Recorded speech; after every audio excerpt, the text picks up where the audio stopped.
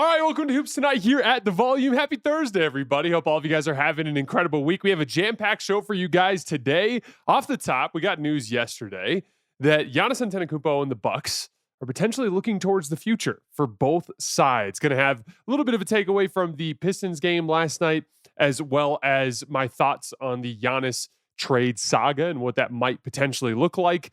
Some of the potential issues that could happen, especially if Giannis ends up going somewhere like in the Western Conference. After that, the Dallas Mavericks got their third consecutive win against the Miami Heat yesterday, fueled by the return of Anthony Davis and an awakening of their offense. A lot of interesting stuff that I want to get into, some internal development too, with Ryan Nembhard finding a role, as well as Cooper Flagg finding success as a short-range shot maker. After that, the tail end of the show today, the San Antonio Spurs won their 7th time in 9 games without Victor Wembanyama on the road on the tail end of a back-to-back in Orlando against the Magic. Kind of a bizarre sequence late in the game, but I want to dig into what has been driving that success for the San Antonio Spurs. You guys know the drill. Before we get started, subscribe to the Hoops Tonight YouTube channel so you don't miss any more of our videos.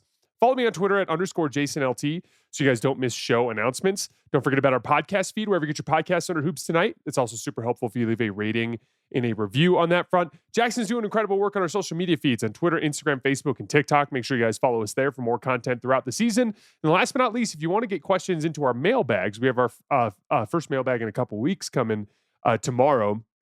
So if you want to get questions in there, go to our full episodes on YouTube, write in the comments, mailbag : write your question. We'll get to them on Fridays throughout the rest of the season. Also, playback. We're back on our playback streams tonight with the Lakers on the road in Toronto against the Raptors. Should be an interesting one because Luka Doncic is going to be out for personal reasons. So an opportunity to see LeBron James get an opportunity to have the ball in his hands more as he tries to find his rhythm. So come hang out again, playback.tv /hoops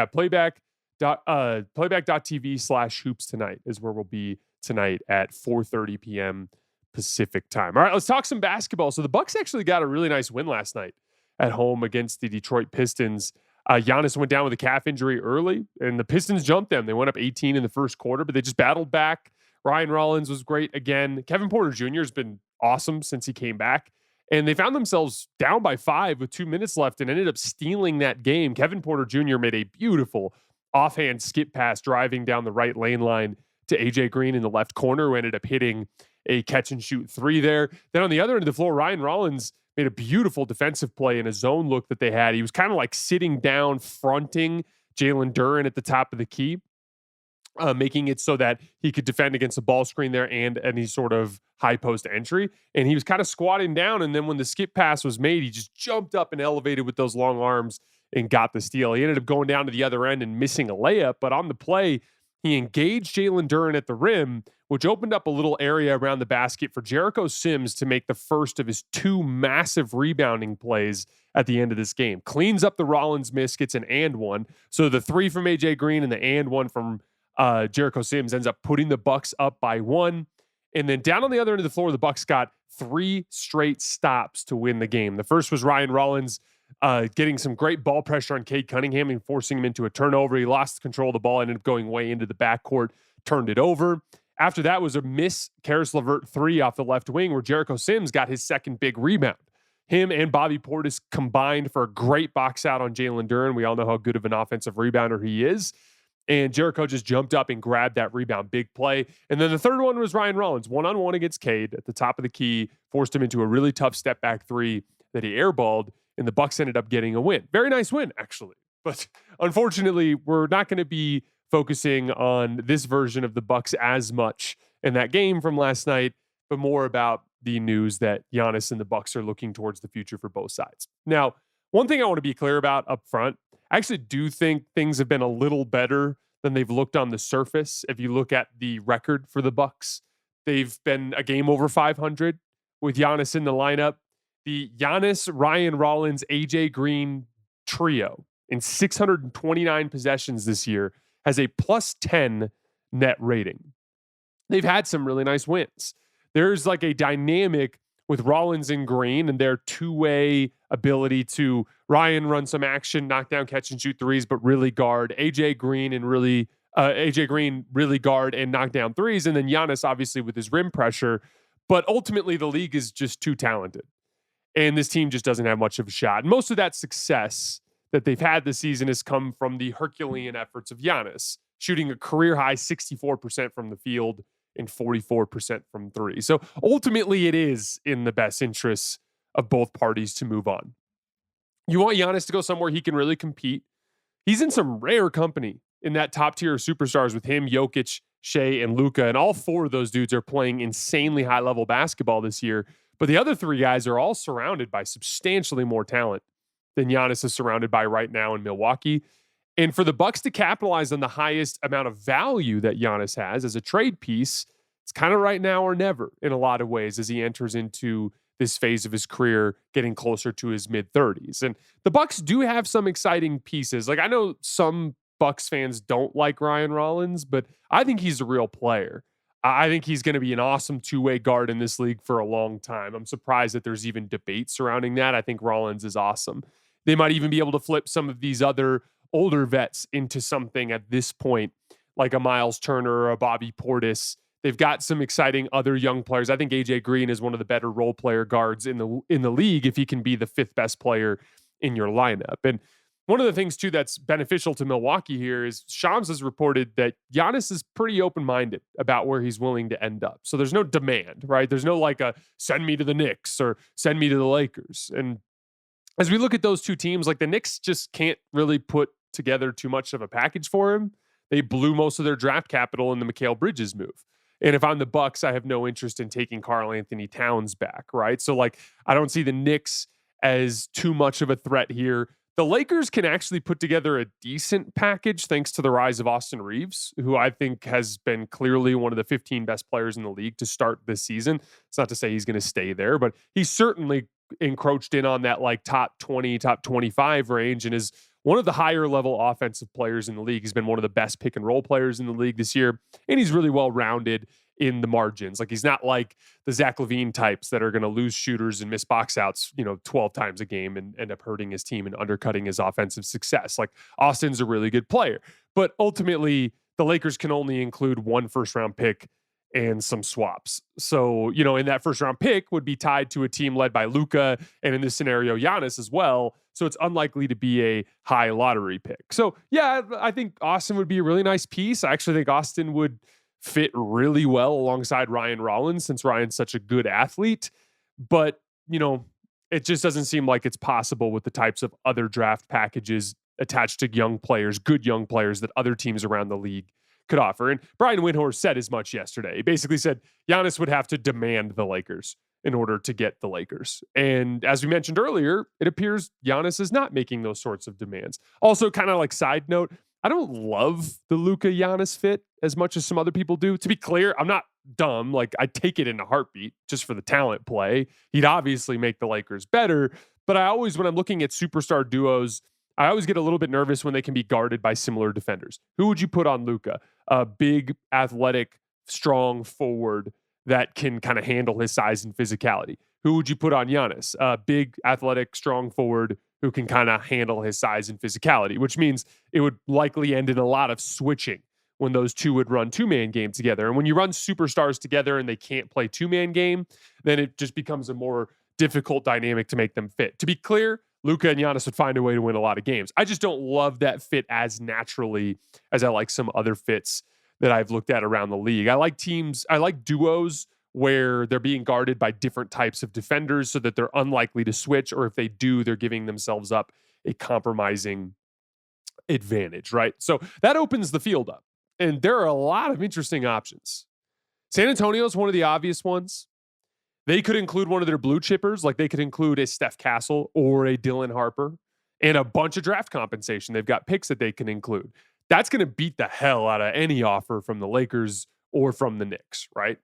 Giannis and Wemby would be frightening together. I also love them as a counter to what Oklahoma City does. Those two guys would be able to basically completely shut off the rim to OKC, which turns them into almost entirely a jump shooting team. And San Antonio, even if they made that sort of deal, would still have enough size and athleticism at the guard spot to at least make life tougher on Shea if the jumper was all that he had available to him. I think it would be a really interesting kind of like styles make fights type of matchup to see a Wemby Giannis led team versus Oklahoma City. But ultimately, I think it'd be really bad for the league if Giannis went to the West. All three of the other top tier superstars in the NBA are already in the West. So yeah, speaking strictly about basketball, I'd love to see Giannis in San Antonio. I think it'd be so much fun. And Oklahoma City San Antonio playoff series would be a movie. I just think it's in the best interest of the NBA for him to stay in the East somewhere. You don't want a situation where you have all four of your top tier contenders, Oklahoma City, Houston, Denver, and San Antonio, all in one conference. I don't think that's necessarily good for the league. Atlanta was a team I brought up this summer.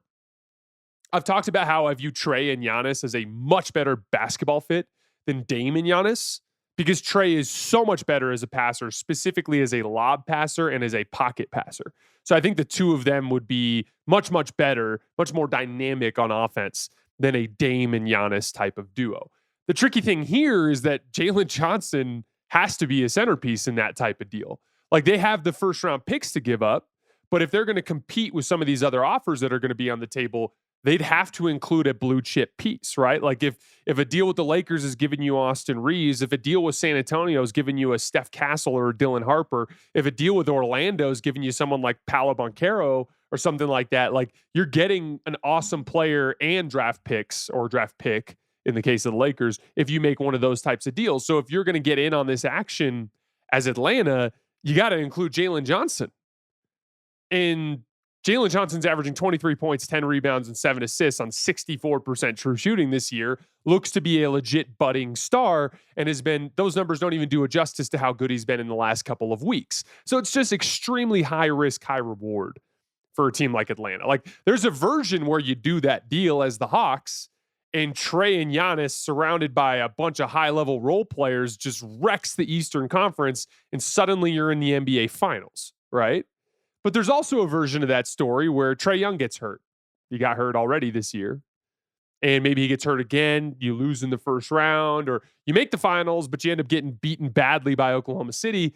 And suddenly you have like an aging Giannis and Trae, and your fans are all pissed off because Jalen Johnson is hanging 30-point triple doubles in a Milwaukee Bucks jersey, right? So it's just like a really high risk, high reward decision for Atlanta now, because it's different with Jalen Johnson.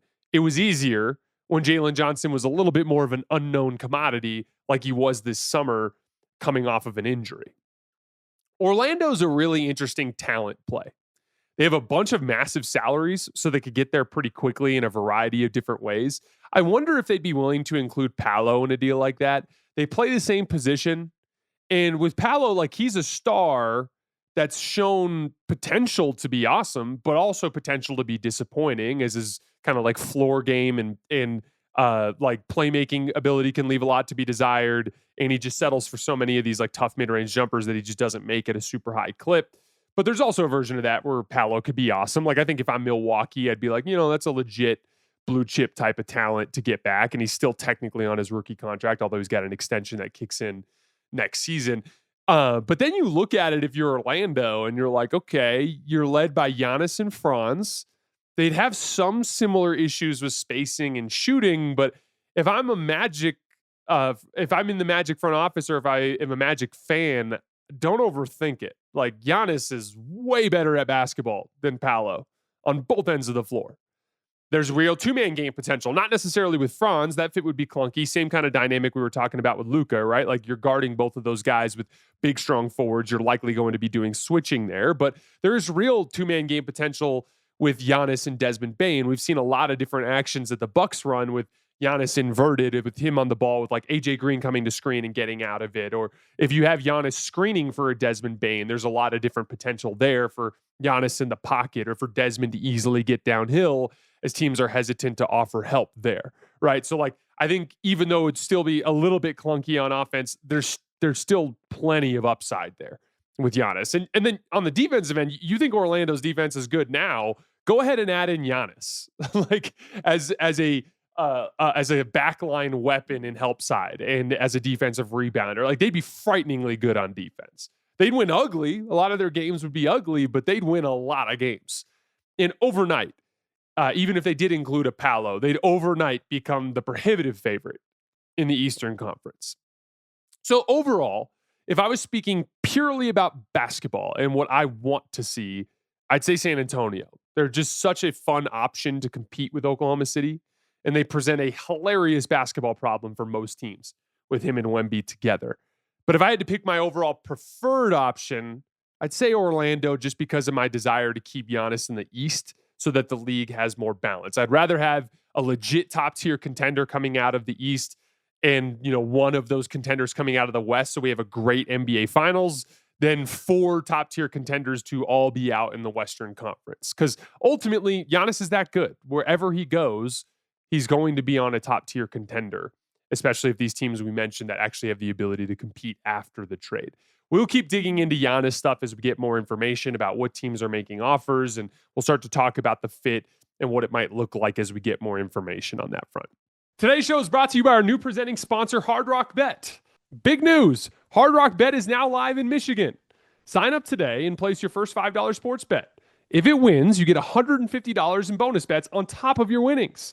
And if you're into more casino games, new customers can get up to $1,000 back in casino bonus if you're not up money after your first 24 hours playing slots. Win money or get a casino bonus back. Plus, you get 200 bonus spins, winnings paid in cash. Want to see what everyone else is betting on tonight? Top picks or parlays across any sport? The Hard Rock Bet app literally shows you. It's another reason to download the app, just for the info. Tap Discover, and you can see trending picks and parlays at any time. Hard Rock Bet offers new promos daily, plus big legendary rewards drops every Thursday, like gifts under the tree. So whenever you're listening, just open up the app and check out what you got waiting for you. Download the Hard Rock Bet app and make your first deposit.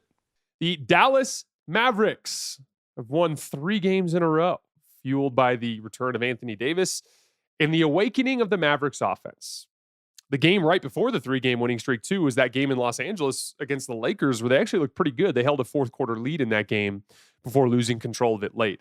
And it's just been awesome to watch Anthony Davis back on the court. He's been a frustrating player for me to root for over the years as a guy who roots for the Lakers, right? Because I'm just so sick of the exact same damn thing happening every year, where he comes into camp overweight, seemingly by design, if you listen to him explain it. But then NBA basketball is hard, and especially hard when you're carrying extra weight. So he would inevitably end up getting some sort of wear and tear injury that knocks him out for a while. And that happened again this season.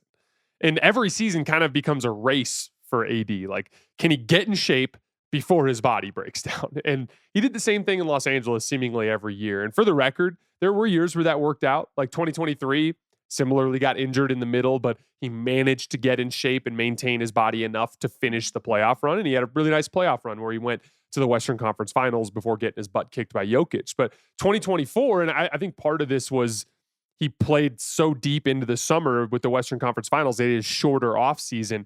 Came into 2024 and played 76 games. And when he made it to the Denver series in the first round, he was awesome in the Denver series. Very different than how he played in the 2023 series. Like, he was pretty much bar for bar right there with Jokic in that 2024 first round series. And so AD is very much a rhythm player. He needs to be healthy and stay on the court for a long time so that he's in shape, so that he can flash his upside. And that the flip side of that dynamic, when he loses control of his conditioning and starts to suffer nagging injuries because his body can't hold up, that's where it can be, frustrating in the other direction. And we've seen, obviously the worst side of that spectrum since he went to Dallas. But every time you actually see healthy, on the floor Anthony Davis, his talent is undeniable. And the crazy thing for Mavs fans, I would say, is like, I still don't think he's close to full rhythm right now. He's still a bit slow-footed. You saw in the Miami game last night, he had a couple of jumpers that he airballed that were like 2 or 3 feet short of the rim. That's a lift and conditioning thing that will eventually come around. But even this version of AD that's still working his way into shape is an all-NBA level contributor on both ends of the floor.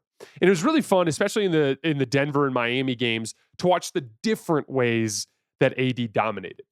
Like against Denver, for instance, like Jokic straight up did not want to post him up. That's where AD carrying some extra weight probably helps him. But that ended up being a big problem for Denver down the stretch of that game because Jamal Murray wasn't able to finish the game. So the Mavs were able to force a bunch of jump shots from guys like Cam Johnson and Spencer Jones late in the game. And Jokic wasn't going into the post against AD at all. And so AD was able to defend more like traditional two-man game sequences where he's dropping towards the basket. Got some really good contests at the rim. He had a huge one late in the game where he forced Bruce Brown into a miss right at the basket. And then on offense, he like killed Jokic in that game in a bunch of ways. Jokic was giving him space for jump shots, and he ended up making 5 jump shots in that game, either spotting up or facing up in ISO. And he killed Jokic on the offensive glass whenever Jokic helped on drives. He had 3 putbacks where like Jokic would step over to help, and AD would just come in from behind and like dunk it in on a putback. The exact opposite of that dynamic is how he dominated the Miami Heat in there on the defensive end in that particular game last night. Like that dance that I'm talking about, that like where Jokic is like, okay, do I help on this drive, but then give AD the offensive rebound? That is a critical dance that bigs make in drop coverage situations and in help situations when they're just helping at the basket. So a lot in the Miami game because there's fewer ball screens, right? But do you go for the block and potentially leave your assignment free for an offensive rebound, or do you stay back and let the ball handler get a shot off so that you can secure the defensive rebound? And one of the tricky things with driving layups is it's not variance in the way that jump shooting is. Jump shooting, it's like, okay, this guy is going to get the shot up and it's going to go in some percentage of the time, right? And the contest is going to make a mild difference. Like, you know, some open shooters might shoot 45% when they're wide open and 38% when they're guarded, or 38% when they're wide open and 32% when they're guarded, right? Like there's a little bit of a difference between contest and no contest when it comes to jump shooting. Layups are very different, right? Like if a guy beats you clean off the dribble and goes right to the front of the rim, he's making the layup every time. Like call it 95% of the time he's going to make the layup. But if you have a guy on your hip and it's a contested layup, that percentage plummets down to like 50-50 at best for most NBA players. So like a contest on a layup is way more likely to cause a dramatic shift in the shot results. So that's the dance that the big guys have to make. Do I need to go over and help because he's going to make the layup? Or is he highly likely to miss anyway, and I'm actually better used as a rebounder here staying back? That's the dance that Jokic was botching in the Denver game where AD kept getting dunks over the top of him. Against Miami, AD had a ton of similar reads to make. Like Miami doesn't run very many ball screens, although it's worth mentioning they ran a little bit more than usual against Dallas trying to attack their bigs. But he found himself in a lot of situations where Heat players were driving at him and he had to make a decision. And the Mavs defenders all night were doing a great job staying attached to the basketball. One of the subplots at the end of that game was Najee Marshall, who was doing a great job on Tyler Hero. And Tyler kind of didn't want the basketball in his hands late in that game because of the job that Najee Marshall was doing. And AD is just so good at that particular dance. He's one of the best that I've seen at that specific dynamic of when to help versus when to stay home. And he had 16 defensive rebounds in that game, and many of them were sequences where he made really smart defensive reads at the rim to not go for a block because he saw that his perimeter defenders were chesting up with a drive and probably going to force into some misses, right? Then on the offensive end against Miami, AD dominated in a very different way. Like he only had 17 points, but he was consistently drawing second defenders in the post. And this was a game, you know, and AD can be a little tricky handling double teams. It's been an inconsistent thing for him in his life. But that last night in particular, I thought he did a great job posting on that left block, especially down the stretch, and making that skip pass, particularly to the opposite wing. And then the Mavs were able to get into their drive and kick from it. And they got some really good looks out of that. And Miami actually ended up letting him work one-on-one on a key possession late. And he just turned over his right shoulder over Tyler Hero, hit that little bank shot. So like different kind of dominance from Anthony Davis. And I know it's been a rough year for Mavs fans, and it's not much consolation to see Anthony Davis playing well with this few wins coming, you know, to this point in the season. But it's just a casual reminder that Anthony Davis is a bona fide star. Like in back-to-back games, he outplayed Nikola Jokic and Bam Adebayo. There's not many players in the league that can do that. He's still one of the best defensive players in the league, and he's still a very good offensive weapon in his own way. But of course, Anthony Davis is not the only reason that the Mavs are on a 3-game win streak. They also have a 119 offensive rating in their last 3 games. They're scoring the ball better than they have all season, and that's helping them close these games out. There are three players in particular that I want to shout out here. And first is Cooper Flagg, who's riding his first consistent stretch of high-level offensive play as a pro. In fact, he's the youngest player in NBA history to log 3 consecutive 20-point games. And it's being driven by two things: cutting down on his three-point attempts and driving the hell out of the basketball as a result of that. And then the second piece of it is focusing on shorter range shot making when it comes to his jump shot. The drives have been super impressive. He's attacking downhill out of spot ups with like these quick jab steps or quick rip through moves, and he's beating his man consistently. It's a way that he's spacing the floor without necessarily hitting threes, as his 3-point attempts have gone about half his season average over the course of the last 3 games. And in each case, he just kind of gets that shoulder into you, and he can finish with his left hand and his right hand. And he's just a force to be reckoned with as an athlete going downhill. Too big, too skilled, and too mobile. And then with the short range shot making, it's about minimizing variance, right? Finding an easier shot for him to make that takes advantage of his size. Cooper is shooting only 28% on jump shots outside of 17 feet this year. 28% on mid-rangers outside of 17 feet and 28% from 3. But he's shooting 46% inside of 17 feet. And that's fueled by this recent run. He's 8 out of 11 in this 3-game span on jump shots inside of 17 feet. It's a much easier shot for him that he can get to there, and he's hitting it at a high clip.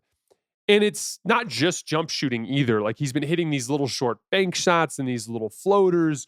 And you guys know how big of a fan I am of short range shot making, because I think it just can be so much more reliable night to night than distance shot making.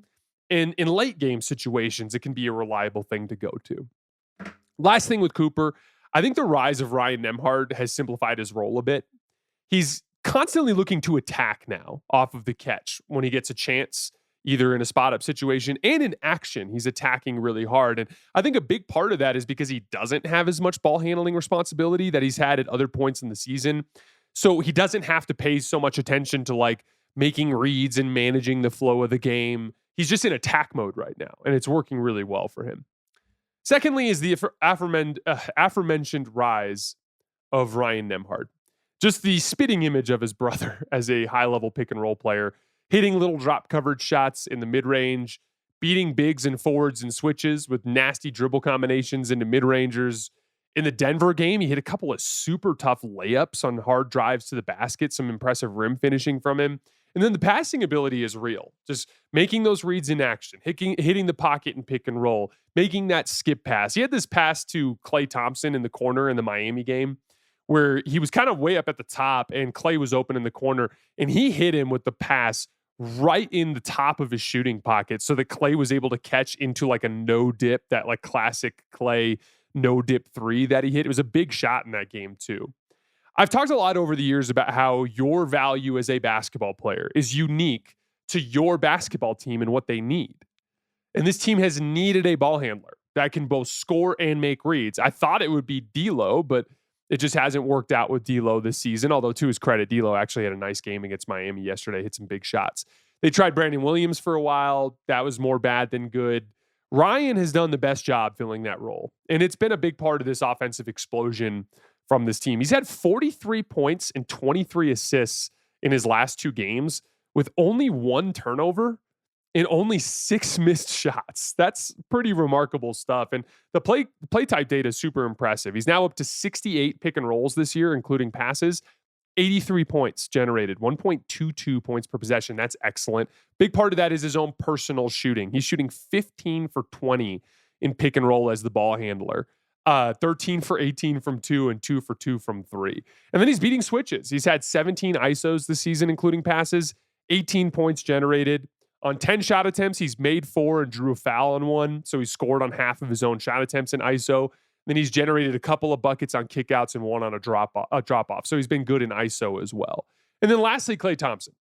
The beef with Ja Morant appears to have awakened a competitive side in Klay that is leading to some vintage basketball from him. And since the start of that Memphis game, so a 6-game sample size, 17 points per game from Klay, 48% on 9 3-point attempts per game, hitting a lot of big shots too.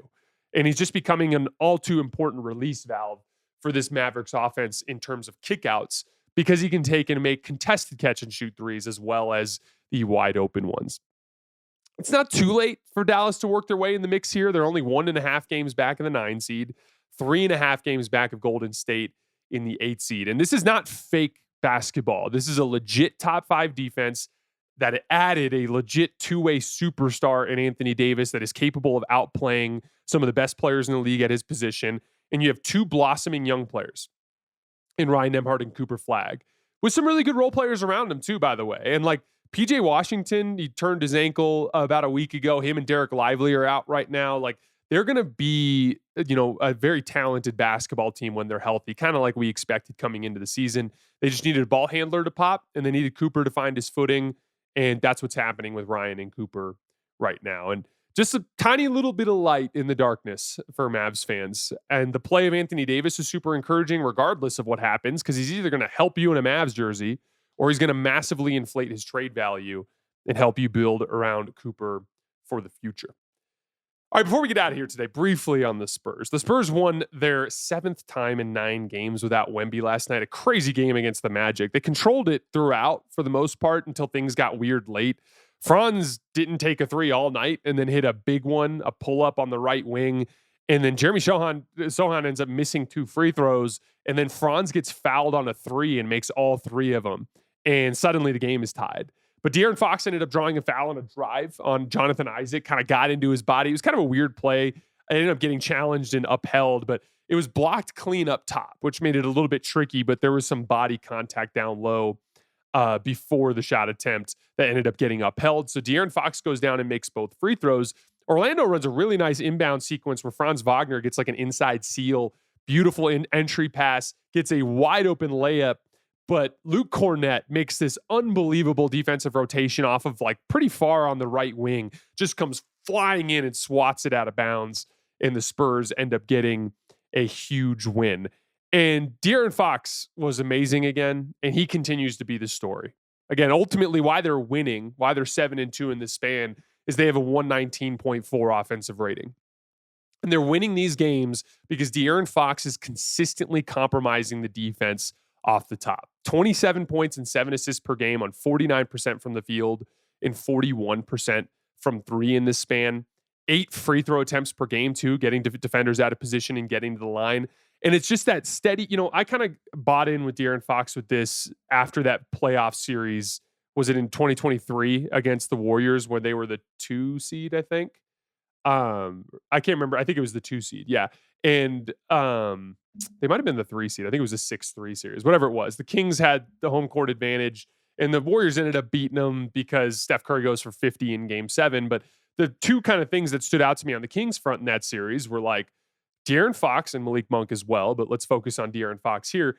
De'Aaron Fox could like legitimately break down defenses. To me, that's like the fundamental part of every great offense. It's one of the big things that I'm concerned about as a Laker fan going into tonight in Toronto. I just like their chances a lot better if you have Luka as a guy that can break the defense at the start, right? Do you have something that one of your players can do that's extremely difficult to manage defensively that is going to cause them to either collapse or put 2 on the ball, anything that could generate easier openings for your team, right?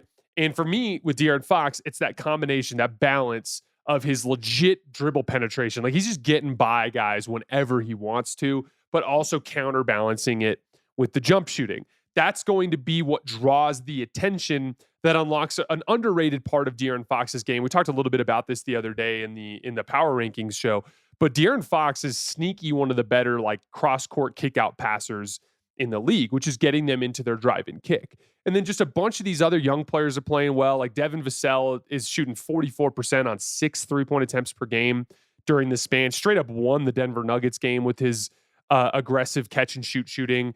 Keldon Johnson has been a monster attacking the basket. He's averaging 16 points per game on 61% from the field. Dylan Harper has been playing really well. It's good to see him back. He had a big drive in the Memphis game out of the right corner. It just kind of looked like one of those plays that you look at when you're looking at a young player and his star potential. You look at like specific types of plays where he looks kind of unguardable. And he had this play out of the right corner where he ripped through to his left hand, got that tiny bit of an angle, and then like kind of hooked the dude with his right elbow and got in for that left-handed layup. And it's like, oh, like that's going to be physically difficult for any defender in the league to deal with.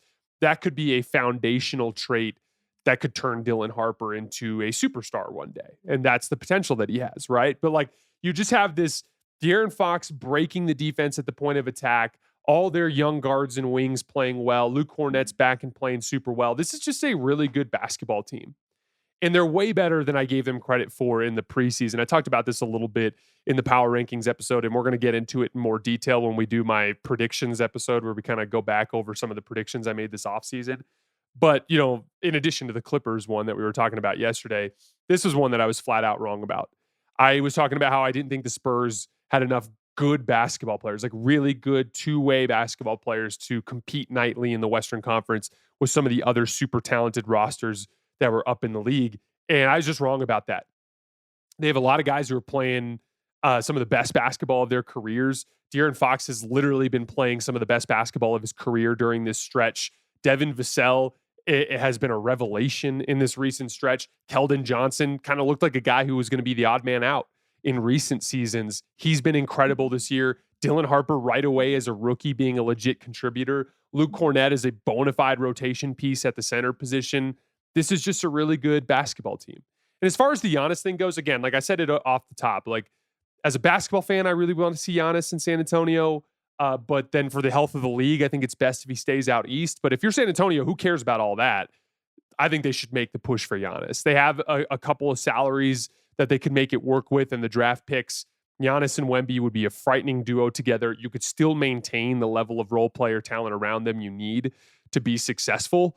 I think they should certainly try for Giannis. Maybe they don't get him, but I think they should certainly make that attempt. All right, guys, that's all I have for today. As always, I sincerely appreciate you guys for supporting us and supporting the show. Don't forget, playback tonight at 4:30 p.m. Pacific time for Lakers at Raptors. Tomorrow morning, we'll have a little bit of game reaction as well as a mailbag. And then Friday night, once again, Lakers Celtics at 4 p.m. Pacific time on playback. Again, I appreciate you guys, and I will see you later tonight.